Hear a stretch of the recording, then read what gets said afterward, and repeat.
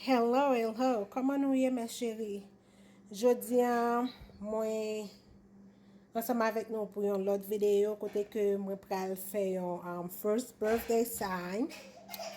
Jan ke nou konen deja petit mwen an li pral gen 1 an la. Donk ma fè kelke preparasyon pou anivèsè li. Donk jan ke nou kapab wè la, mwen gen yon number 1. Mwen montre nou koman ke mwen fè. Mwen get trase li deja, ok? Men mwen montre nou ke sa mwen utilize pou mwen te trase li. Donc, si ke nou bezwen koman ke mwen te realize li e koman la fini, rete branche. Mwen mande ou menm zo nouvo sou chanel la, jan ke nou konen deja, moun ki ansama vek mwen padan kelke tan. Ge 4 gen bagay mwen mande ou pou fè pou mwen, ki se abone ansama vek chanel la, like, pataje, komante videyo yo. Di mwen ki sa ou ta remen pote pou nan prochain videyo. Donk nan va ekskuse bruit nou tande ya. Demoiselle la fe bruit la. Donk, ya. Donk an nou gade koman ke mwen realize sa ke nou ap gade ya la. Ok. Sa ke mwen fe, mwen gen sa ki se un sort de puzzle. Mwen gen li ay la konjoué sou li. Donk pou mte trase letre yo ki sa m fe, mwen retire mi tan sa. Mwen mette li de kote. Mwen pran yon foam board. Jan nou kapap gade am te selman depose li. Kon sa, e pi mwen trase. Ok, mwen te selman utilize crayon, mwen trase yo. Là que je fin tracé yo, moi te utiliser exacto ça. Moi couper. That's it. Et puis, les vins ba moi ça comme ça et puis les ba moi ça yo. OK? Ça c'est pour O hein. Me fait 2, t'allez n'a pour que ça me fait 2. E a me tracer 2 et puis N a me tracer 2. Donc, ça, c'est seulement ça que moi fais, nous pas trouver. Donc, je vais expliquer nous comment moi faire. Donc, on va regarder comment que je vais le travailler ensemble avec vous.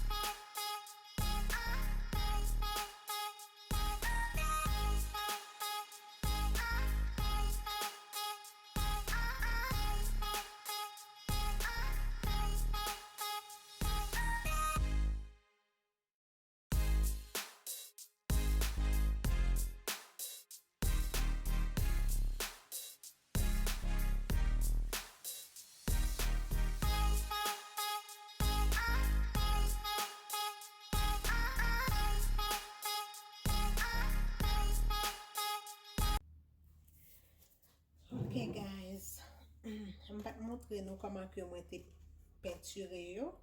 Parce que si m'dap pas pour me faire étape par étape, il t'a pris trop de temps et nous connaissons que m'y a l'autre bail pour me faire mon petit monde tout ça, vous comprenez? Donc, moi te utilisé peinture ça yo. C'est petit acrylique peinture yo que moi utilisé yo. OK, moi te utilisé blanc pour me travailler dans OA, me peinturer OA avec blanc. Et puis moi utilisé rose là pour EA, j'en ai capable. Ça lui même moi te utilisé gold ça. Bon, me virer derrière pour montrer nous. Donc couleur c'est comme ça lié. Et puis moi te vu l'autre gens plus clairé. Moi seulement ajouter Mod Podge. Moi ajouter Mod Podge et puis glitter. Parce que me devait éclairer. Ça seulement moi été fait. OK? Donc, moi été quitté au sèche. Qu'on y a le travail ensemble avec eux. Moi décidé pour moi comme si c'est un unicorn. Thème anniversaire petit moi c'est rainbow unicorn. So moi gagne design ça que moi t'ai sorti et puis moi prêter li. Moi couper moi couper yo le que me fin prêter me prêter trois là ça et puis moi couper deux là dans les ça me fait moi coller yo ensemble avec glue pas hot glue non glue nous qu'on ti mon école yo qu'on a travaillé sur feuille bagay ça avec les moi glue yo ensemble et puis les vinn ba moi ça. OK, ça c'est oreilles yo. Ça c'est yeux. So red branché m'a montrer nous comment que moi t'ai fait pour me travailler avec ça yo. Pour me clairer comme ça, je vais montrer nous après. Pour l'instant, on travaille ensemble avec les tuyaux.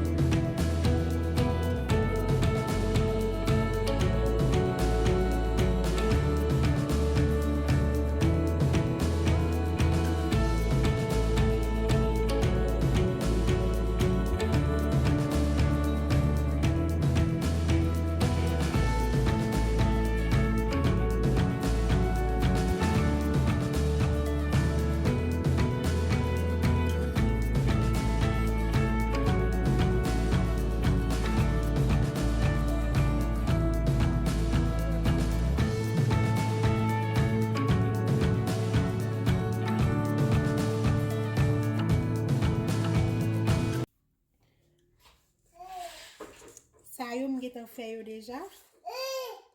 Mwen pral montre nou koman ke mwen realize yo.